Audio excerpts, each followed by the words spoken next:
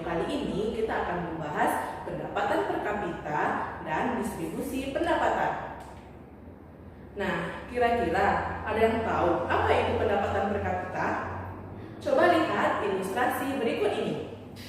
Keluarga Pak Budi memiliki anggota keluarga sebanyak 4 orang dengan total penghasilan 1 tahun sebesar 120 juta.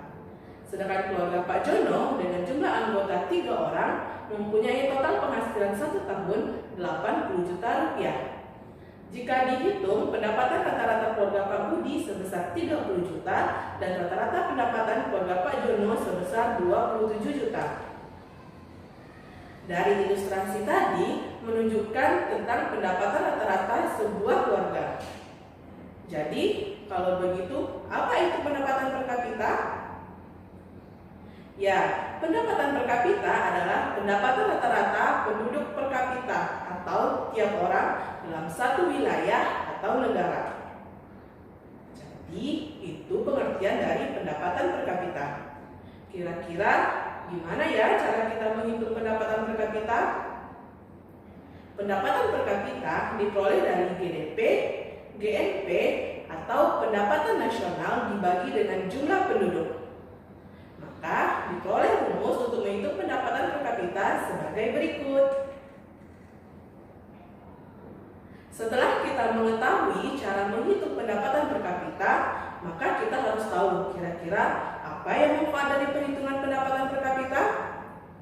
Nah, yang pertama, pendapatan per kapita bisa mengetahui tingkat kesejahteraan masyarakat dari tahun ke tahun. Kemudian, mengetahui tingkat produktivitas suatu negara, menjadi pedoman bagi pemerintah dalam mengambil kebijakan di bidang ekonomi, membandingkan standar hidup beberapa negara, dan yang kelima, menjadi bahan perencanaan pembangunan pada masa yang akan datang.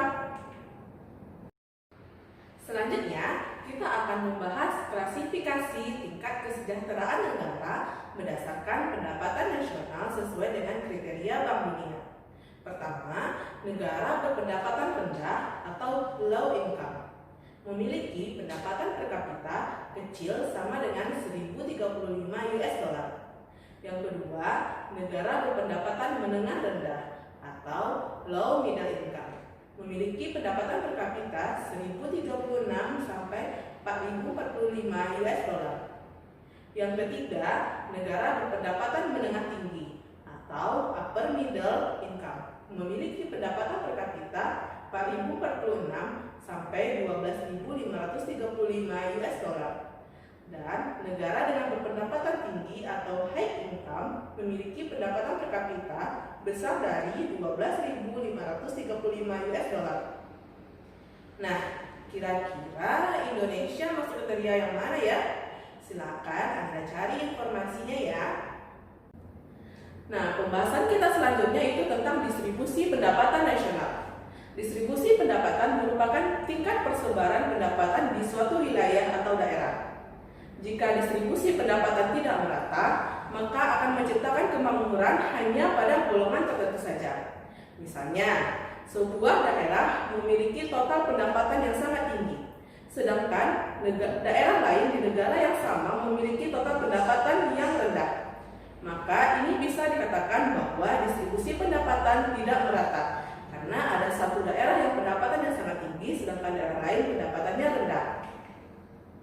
Untuk mengetahui tingkat ketidakmerataan atau ketimpangan pendapatan nasional, maka dapat diukur dengan koefisien Gini. Nilai koefisien Gini juga dapat digambarkan dengan menggunakan kurva Lorenz. Distribusi pendapatan dinyatakan merata apabila nilai koefisien Gini mendekati 0. Jika nilai koefisien Gini semakin besar atau mendekati 1, maka ini dinyatakan pendapatannya tidak merata.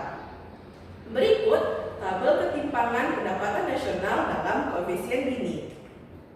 Yang pertama kecil dari 0,4, berarti ketimpangannya rendah. Kemudian 0,4 sampai 0,5 itu sedang, sedangkan besar dari 0,5 itu tinggi. Jadi, semakin besar nilai koefisien Gini, maka semakin tidak merata distribusi pendapatan di suatu daerah. Jika kita gambarkan dengan kurva Lorenz, seperti gambar di samping, ada dua kurva Lorenz. Pertama, kurva Lorenz dengan garis melengkung mendekati 0. Maka distribusi pendapatan semakin merata. Pada gambar yang kedua, garis lengkungnya menjauhi 0, maka distribusi pendapatan semakin tidak merata. Gimana? Udah paham tentang pendapatan per kapita dan distribusi pendapatan? Nah, teacher yakin Anda semua bisa memahaminya dengan baik. Sekian materi kita pada video kali ini. Terima kasih dan sampai jumpa pada video selanjutnya. Semangat belajar! Jangan lupa di like, share, subscribe, dan hidupkan loncengnya ya.